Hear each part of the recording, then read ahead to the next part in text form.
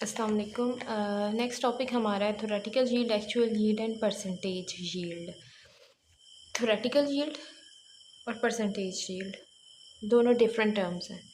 Theoretical yield को हम ऐसे डिफ़ाइन कर सकते हैं, the product that is obtained from a balanced chemical equation. एक बैलेंस्ड केमिकल इक्वेशन से जो प्रोडक्ट मिलता है उसे हम थ्योरेटिकल यील्ड का नाम देते हैं।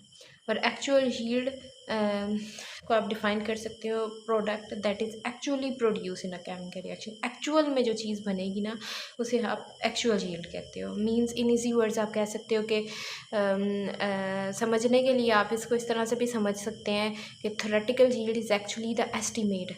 आप एक एस्टीमेट लगा रहे होते हो कि इतने रिएक्टेंट्स रिएक्ट करेंगे तो इतने प्रोडक्ट्स बनेंगे, ठीक है। इसको आप थ्योरेटिकल यील्ड का नाम दे दोगे। और एक्चुअल यील्ड को आप इजी वर्ड्स में इस तरह से समझ सकते हैं कि एक्चुअल यील्ड, एक्चुअल में जो एक केमिकल रिएक्शन होगा और उसके जो प्रोडक्ट्स बनेंगे उसे एक्चुअल यील्ड का नाम दिया जाता है।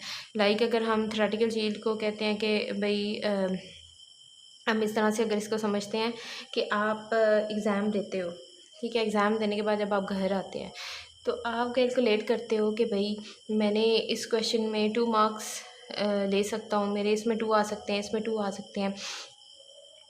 मतलब आप एक एस्टीमेट लगा रहे होते हो, आप एक थ्योरेटिकल यील्ड को प्रोड्यूस कर रहे होते हो। आप कहते हो कि मेरे इस केमिस्ट्री के पेपर में भी 20 मार्क्स आ जाएंगे, तो वो एक थ्योरेटिकल यील्ड होती है। लेकिन एक्चुअल मार्क्स तो वही आएंगे ना जो आपके बोर्ड की तरफ से आएंगे, ठीक है। आपने अपनी तरफ से तो जो रिज़ल्ट बनाया वो थ्योरेटिकल होगा, लेकिन जो बोर्ड की तरफ से मार्क्स आएंगे वो आपके पास एक्चुअल मार्क्स होंगे, ठीक है। इसी तरह थ्योरेटिकल यील्ड ऐसा प्रोडक्ट है जिसको आप एक बैलेंस्ड केमिकल इक्वेशन से कैलकुलेट करते हो, ठीक है। एक एस्टीमेट लगा रहे होते हो वहाँ पे, आप उसको थ्योरेटिकल यील्ड कहते हैं। और actual yield is actually the product that is actually produced in a chemical reaction. आप लेबॉर्ट्री में जाते हो, एक एक्सपेरिमेंट करते हो, उसके थ्रू आपको पता चलता है भाई ये रिएक्टेंट्स हमने डाले हैं और इतने मैस प्रोडक्ट का बनेगा, वो एक एक्चुअल मैस आता है आपको, ना कि हम एक थ्योरेटिकली कैलकुलेट करते रहें भाई हमने इतने रिएक्टेंट्स डालने हैं और इतने मैस हमारे पास प्रोड्यूस हो जाएगा, ठीक है। थ्योरेटिकल यील्ड एक्चुअल यील्ड से डिफरेंट है। थ्योरेटिकल यील्ड क्या होता है?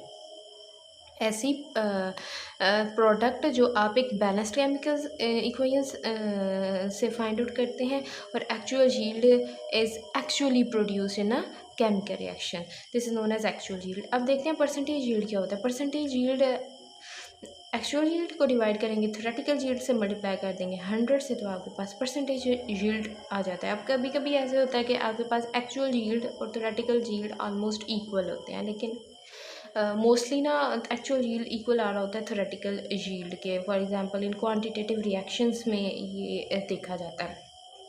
लेकिन कभी ऐसे हो जाता है कि जो आप थ्योरेटिकल यील्ड है ना, जो आपने एक बैलेंस्ड केमिकल इक्वेशन से फाइंड आउट किया है, आपने जो अपने मार्क्स लगाए थे खुद से, जो एक थ्योरेटिकल मार्क्स लगाए थे, वो ज़्यादा हो जाते हैं as compare to the actual yield.